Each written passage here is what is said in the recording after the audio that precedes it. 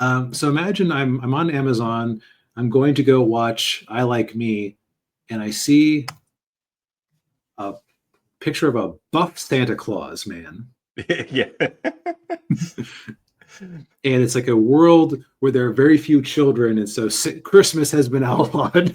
Yeah. And this descendant of Santa Claus must fight against the evil, corrupt government. And it's like, okay, you got me. I got to try this at least. Yeah.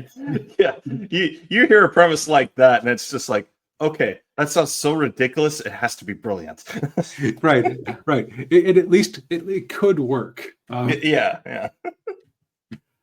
And I think that ultimately it kind of does. Like I could see, okay, so this is based on a manga by Paru Itagaki, who is this is her second main or big series, or second notable work. And this one was a 3-year manga stint. The first one was the infamous Beastars, famous slash infamous, depending on your perspective. Yeah. Yeah. And yeah. So we have our titular Sanda, not Santa, Sanda. Right, because of how Japanese pronunciation works, and also I think Sanda might be a real name. Yeah, it sounds like it could be a real name. Yeah. But yeah, so Sanda is a 14-year-old kid, and as DB points out, he's living in a world where there aren't very many kids, and kids basically can, well, not basically, they can get away with murder. Right, as long as they're murdering an adult and not another kid, they're good. Yeah, yeah. And so Sanda is in, the show starts off where he's in class with what's the girl's name? Shiori. Shiori. Yeah, and Shiori is a really tall, goth-looking girl, and she's trying to stab him. Yes, and I think if this was explained in the show, we were both too distracted to make sense of it because it was such a weird scene. Yeah. Okay, so Sanda is a descendant of Santa Claus. They have not gone into this yet. They have not gone into how Shiori figured this out, as far as I can tell. Yeah. Besides her like noticing a few of his Santa-like traits, like not getting cold, despite refusing to wear the school's red blazer or red sweatsuit and things like that. Yeah, and he doesn't want to wear the red, anything red. Right, he just instinctively hates the color red, I guess. Yeah, yeah. And he's just the way he interacts with kids, and just wanting to be happy, and right.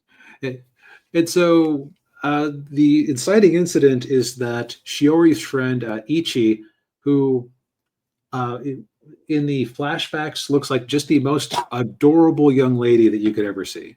Yes. Like kind of the art style. So I'd never seen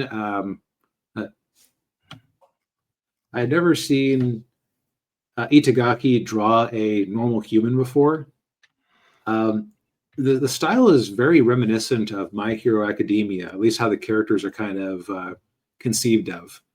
And so it's like the cute little girl character who went missing is it's like she's half gender bent Deku, half Froppy. Yeah. For design sensibilities. Yeah, that's a good way of describing her. Yeah. But like just in all these flashbacks, she just seems like so delightful and sweet. And she's one of the few people who still celebrates Christmas. And 6 months ago, she went missing. And when Shiori decides that Sanda is able to, has the powers of Christmas, she's doing what she can to make him wear red to trigger the transformation. Yeah. But since he won't wear the jacket like a reasonable little boy. By the way, guy's an idiot. Yeah, he is. Yeah. like she makes an attempt at stabbing him before they're interrupted, And Yeah. he thinks, oh, does this mean she likes me? And his friend, who by the way is also very delinquent for not like actually reporting this to anybody when he doesn't. Like, Yeah. dude, she's nuts. She's trying to kill you. Yeah, man.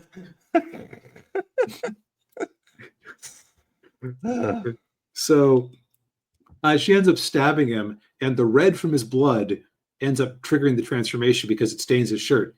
But okay, so one thing that this show does that's kind of interesting is that it's willing to like draw a beat out and make the characters nervous about if something is actually working. Yeah. Like injuries exist and actually can carry consequences. Yeah. So it's like there's a moment where she's like, oh, it's almost like, oh crap, did I just murder that guy? Yeah. Or yeah, she's like punching a bunch of Well, broken glass. we'll get into that in a Oh. let's stick to the first episode right now. Okay, yeah. And so he proceeds to turn into Santa Claus, who this rendition of Santa Claus is basically Santamite. Yes. Like 6 foot tall, built like a optimal superhero look, powers of super strength, Christmas. He can sprout razor sharp metal skis from his feet. Yeah. And he's immune to fire. Right, yeah, and he has a of course the only thing too is he's farsighted. Right, because he turns old, so his eyes turn old too. Yeah. Yeah, and yeah, so that happens, and then so is the first episode with the when she's like, oh, I put a bomb in the science lab? Yes. Yeah, Shiori is nuts. Like, yeah. Yeah. And yeah. I was just going to mention the other thing too. When he changes back into a boy, he has to eat these like jelly bean things. Right, so it's like brat beans or whatever. It's his favorite candy. It calms him down when he gets angry. Yeah, yeah. But yeah, so she puts the bombs on herself. Yeah, it's like, oh, I've hidden a bomb somewhere in this room, and if you're going to save these children, Santa, then you need to you'll find them and then transform. Yeah, because she like very much wants him to transform so he can help find Ichi. Yeah, and I'm sorry, this thing is just so nuts. Like, again, actually. I'm mildly overwhelmed by just the insanity of this concept. Yeah.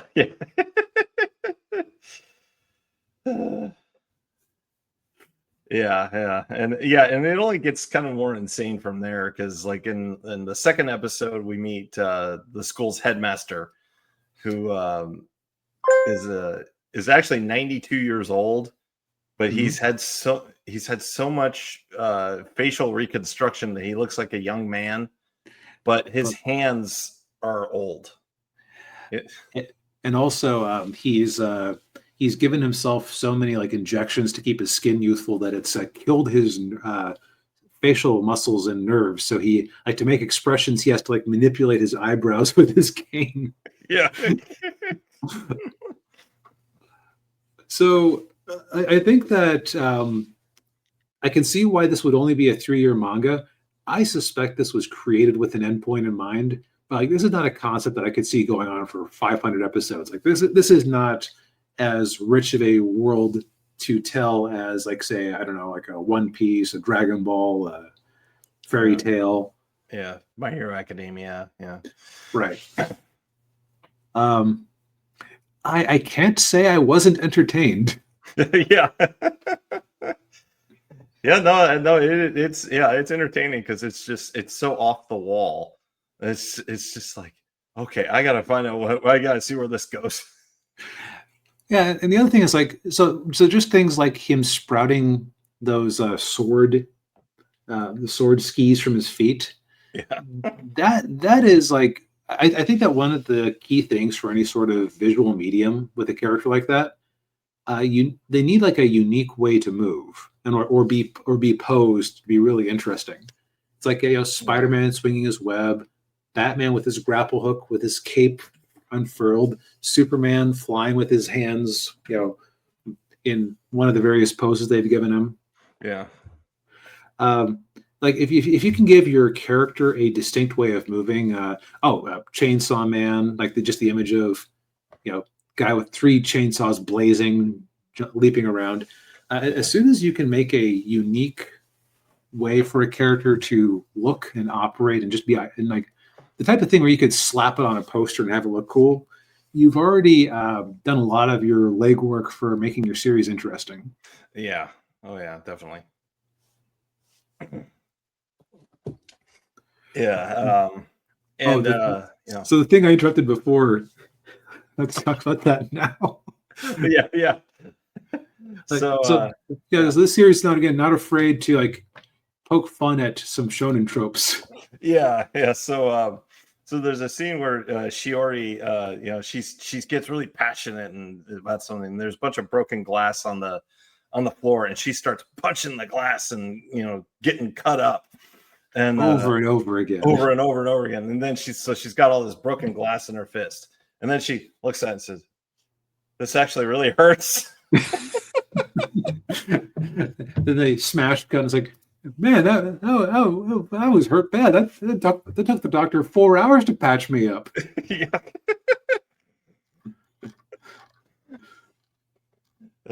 Yeah. Like it's just like the show is like so off the wall. So those little moments of realism are just unexpected and hilarious. Yeah. So far there are 3 episodes available on Amazon Prime. I don't know if anybody else has it. We didn't really talk about the animation just because the premise itself is so insane. Yeah. It was done by Science Saru, who the main thing I think I've seen of theirs is the Scott Pilgrim anime from a couple years back. Yes, which we also reviewed. I enjoy this one much more. I do too. Yeah. Although because this one wasn't trying to take itself too seriously at all. Like I could see it getting heavy-handed down the line because it kind of sounds like that's what happened with Beastars from people who read it. Like it does have a whole thing about Japan's depopulation problem, so that's a little bit of heaviness on top of it, which I think like I could see it getting tiresome or distressing or uncomfortable for people. Yeah. But on an actual animation level, Science Saru seems to have a love for like rough line work for the characters. Yeah, and this anime definitely had that. Yeah, which I thought it got a little distracting at times. Yeah, like it's more pronounced than it is in this sample image I found. Yeah. And like I said before, the mangaka's style, at least, or I should say, this anime's style translating to mangaka, really does make me think of My Hero Academia in a lot of ways. Which that's an appealing look. So it can definitely do way worse. Oh yeah. But I think with those like a couple of caveats, this is just the right variety of insane to be interesting. Yeah. Now, could I see myself getting bored at the end of the first season, forgetting that it exists and never coming back? Absolutely. I could also see it if it manages to keep introducing crazy characters and things for Sanda to fight. I could see it being a favorite of mine. So we'll see how it goes. Yeah. Looking forward to more episodes of this. Yeah.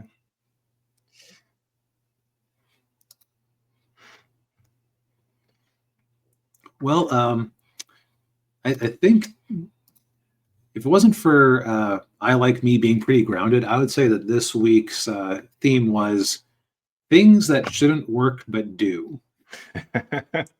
Because our classic movie is Point Break.